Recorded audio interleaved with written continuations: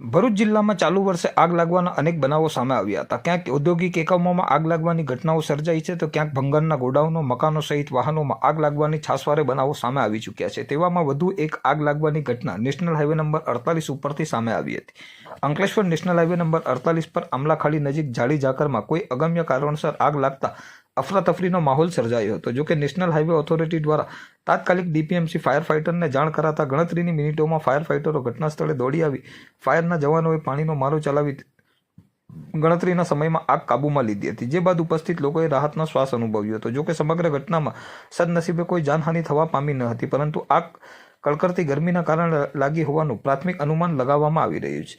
અંતરે ઉલ્લેખ કરવો રહ્યો કે થોડા સમય અગાઉ પણ આ જ જગ્યા પર આગની ઘટના સામે આવી હતી। આ માર્ગ અંસાર માર્કેટ તેમજ નોર્મલ માર્કેટને જોડતો હોય તો શું કોઈ જાતના કેમિકલ વેસ્ટનો નિકાલ કરવામાં આવે છે, જેના લીધે વારંવાર આ આગની ઘટનાઓ સામે આવી રહી છે।